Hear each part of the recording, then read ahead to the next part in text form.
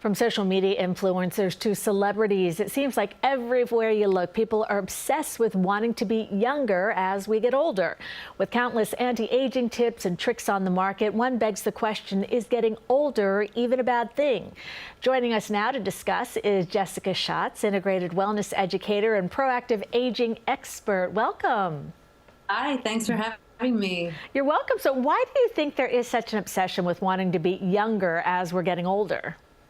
Well, we live in a world that glorifies youth, that rewards youth, and perpetuates this myth that aging is something to be feared or a problem to be solved, as opposed to a very powerful lifelong process that unites us all. And this language we have, anti-aging, anti literally meaning opposed, against, it's setting us up for this losing battle, as opposed to this language I would love to promote, and I'm creating with my students and my audience, proactive aging. It gives us an opportunity to redefine that relationship, because anti-aging just sets us up for this pain and suffering and mental and emotional and physical havoc it's wreaking on our health. I love that language change, proactive aging.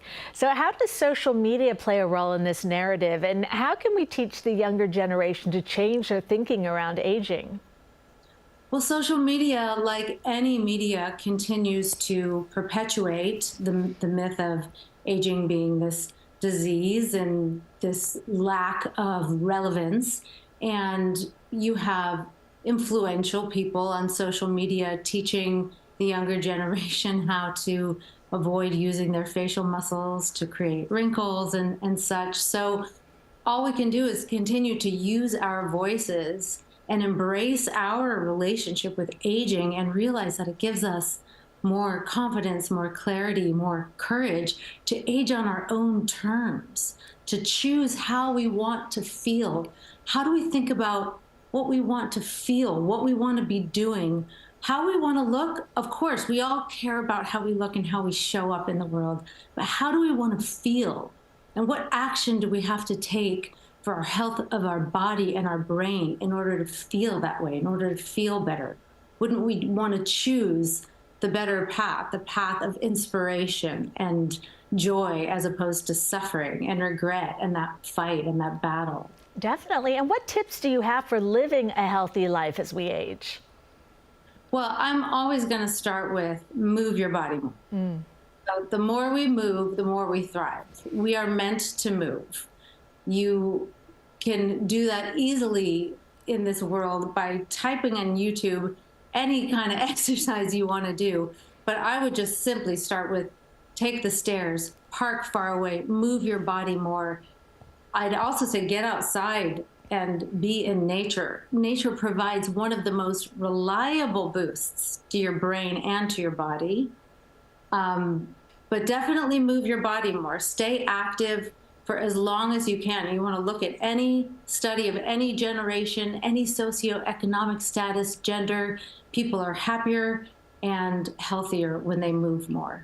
And what are some exercises that you recommend everyone should incorporate in their day-to-day? Well, I'm going to keep it really simple. So every time you sit down and stand up, which is going to be many times during the day, whether it's your sofa, your desk, your car, do it without using your hands and your arms. Just stop using your hands and arms to sit down and to stand up. And notice the power and strength in your own body. Start to have that control over your own body, as opposed to being at its mercy and needing help from these limbs to help you do things.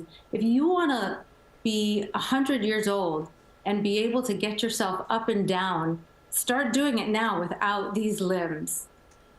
Wow, that's very interesting. I'm definitely going to try that. Jessica Schatz, Integrated Wellness Educator and Proactive Aging Expert. Thanks so much for joining us this morning.